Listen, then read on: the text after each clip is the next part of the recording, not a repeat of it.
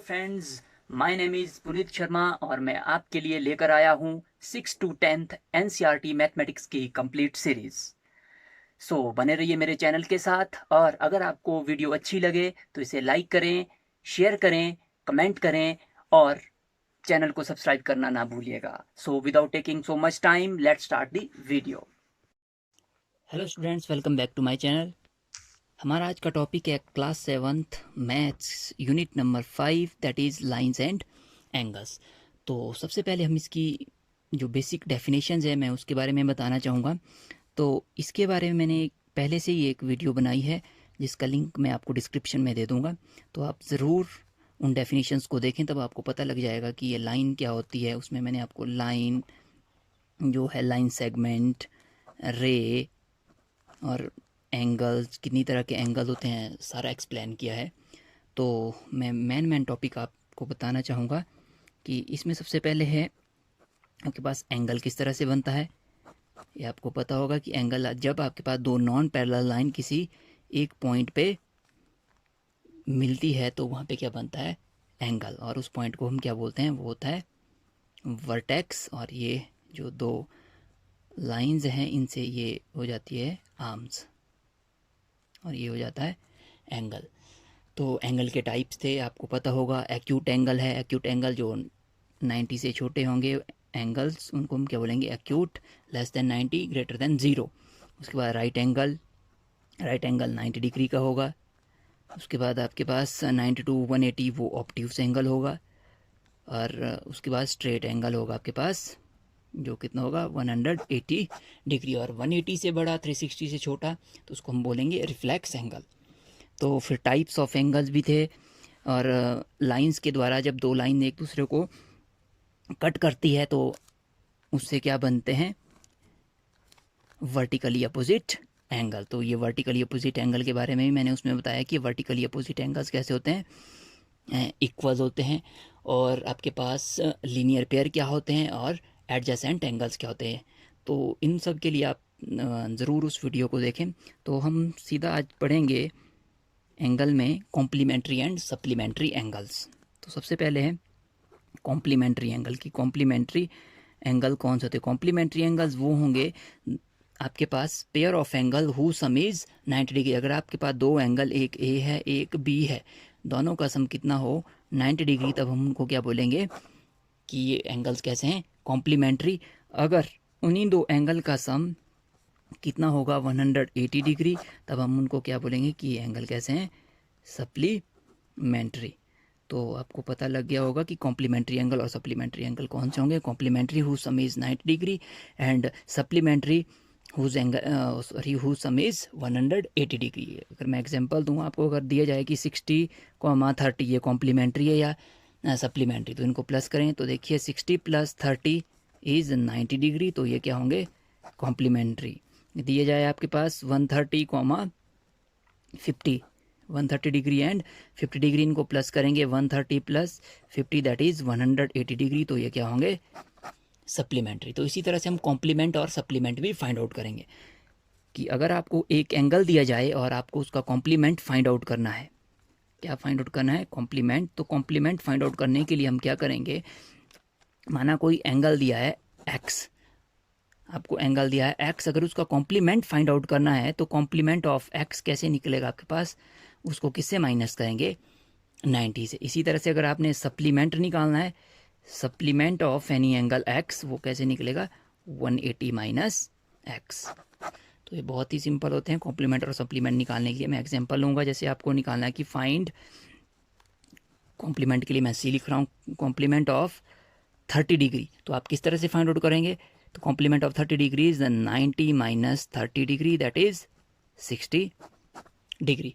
अगर इसी का अगर आपको सप्लीमेंट फाइंड आउट करना है तो लिखेंगे फाइंड सप्लीमेंट ऑफ 30 डिग्री। तो किस तरह से फाइंड आउट करेंगे, 180 - 30, तो कितना हो जाएगा आपके पास 150 डिग्री। तो ये बहुत ही सिंपल से सम्स है। ये आपके पास एक्सरसाइज में भी है, एक्सरसाइज 5.1 में।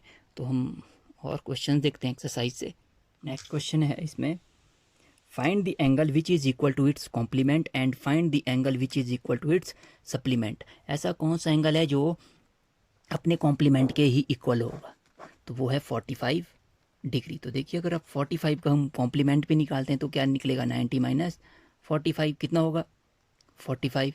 तो इसी तरह से अगर सप्लीमेंट फाइंड आउट करना है किसी एंगल का और वो उसी की इक्वल होना चाहिए तो वो है 90 डिग्री। तो 90 डिग्री का अगर हम सप्लीमेंट फाइंड आउट करेंगे तो वो होगा 180 माइनस 90 दैट इज़ 90। तो 90 आपके पास किसके इक्वल होता है, सप्लीमेंट ऑफ 90 के इक्वल।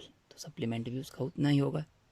तो ये दो बहुत ही इंपॉर्टेंट क्वेश्चंस हैं और इसमें क्वेश्चन दिए हैं आपको किससे रिलेटेड है, वो है एडजेसेंट एंगल से रिलेटेड। तो एडजेसेंट एंगल्स कौन से होते हैं मैं एक बार फिर बता दूं आपको। एडजेसेंट एंगल्स आपके पास ऐसे होंगे जिसमें आपके पास एट लीस्ट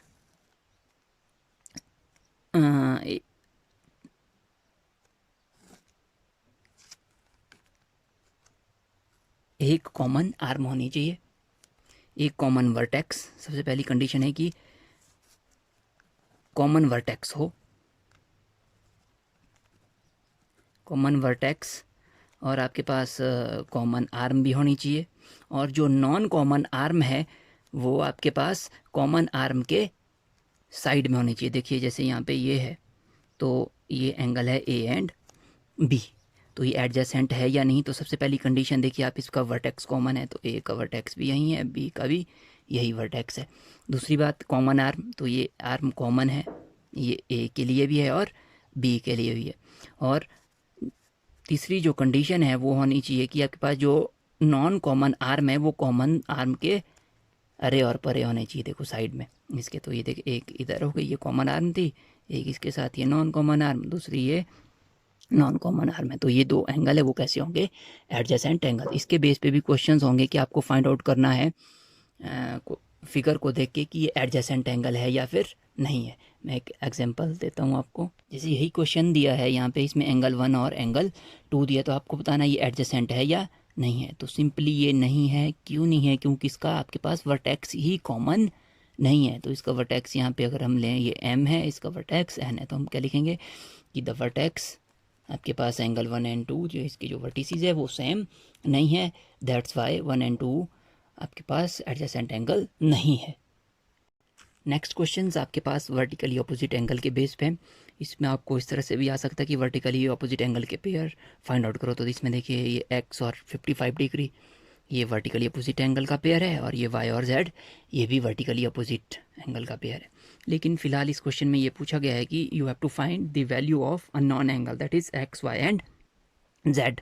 तो सबसे पहले हम क्या देखेंगे इसमें, फ्रॉम फिगर अगर आप देखें तो 55 और ये x, ये दो एंगल कैसे हैं, वर्टिकली अपोजिट एंगल। तो हम क्या लिखेंगे, x is equal to 55 degree. Reason क्या है इसका, ये कैसे हैं, वर्टिकली अपोजिट एंगल्स, ये वर्टिकल अपोजिट एंगल है। और उसके बाद देखिए ये 55 एंड z, इससे भी एक स्ट्रेट लाइन बन रही है, या फिर 55 प्लस आप y देखो तो इससे भी एक स्ट्रेट लाइन बन रही है। तो हम कोई भी ले लो आप इसमें से, जैसे मैं ले रहा हूँ 55 degree plus z should be equal to 180 degree. तो ये क्या बन रहा है, एक लीनियर पेयर। लीनियर पेयर क्या होता है कि जिन एंगल्स से आपके पास एक सीधी लाइन बन रही हो प्लस करके, जैसे ये एंगल और ये एंगल, तो इनको प्लस करके कितना आना चाहिए आपके पास, 180 डिग्री। तो इससे आपके पास z की वैल्यू निकल जाएगी। तो z कितना होगा, 180 डिग्री माइनस 55 डिग्री, तो ये आएगा आपके पास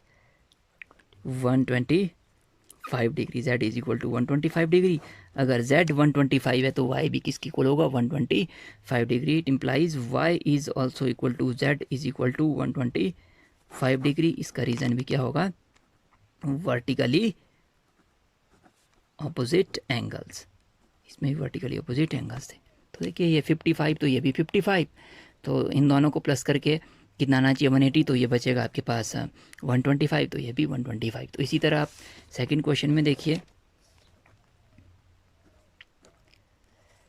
ये 40 है और यहाँ पे ये z, ये दोनों कैसे हैं, वर्टिकली अपोजिट एंगल। तो यहाँ से हम फाइंड आउट कर सकते हैं कि z किसकी इक्वल होगा, z is equal to 40 degree. ये भी कैसे हैं, आप यहाँ लिखें वर्टिकली अपोजिट एंगल।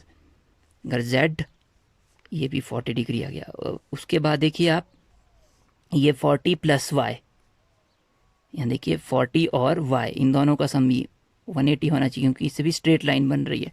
तो 40 plus y should be equal to 180 degree. Reason क्या है? Linear pair. तो यहाँ से y की वैल्यू आएगी 180 डिग्री माइनस 40 डिग्री, तो y आया आपके पास 140 डिग्री। अब क्या रह गया फाइंड आउट करने को? अब रह गया है आपके पास x। तो x को तो आप बड़ी सिंपली फाइंड आउट कर सकते हैं। यहाँ भी देखिए आप 40 प्लस एक्स प्लस 25, देखिए 40 प्लस एक्स प्लस 25, इससे भी आपके पास एक लीनियर पेयर बन रहा है। 40 प्लस एक्स प्लस 25 ये भी कितना होना चाहिए? 180 डिग्री। रीज़न फिर से सेम, लीनियर पेयर। तो ये बन जाएगा 65 degree plus x should be equal to 180 degree. तो एक्स की वैल्यू आ जाएगी आपके पास 180 डिग्री माइनस 65 डिग्री, तो ये बन जाएगा 115 डिग्री। एक्स की वैल्यू कितनी आ जाएगी? 115 डिग्री। तो ये बहुत ही सिंपल से सम्स हैं जो वर्टिकली अपोजिट एंगल से रिलेटेड है। तो इस पूरी एक्सरसाइज में इसी तरह के सम्स है। आई होप आपको अच्छे से समझ में आ गया होगा। अगर आपको कोई प्रॉब्लम हो तो कमेंट करके ज़रूर बताएं। तो मिलते हैं नेक्स्ट वीडियो में नेक्स्ट टॉपिक के साथ। Till then take care and bye bye.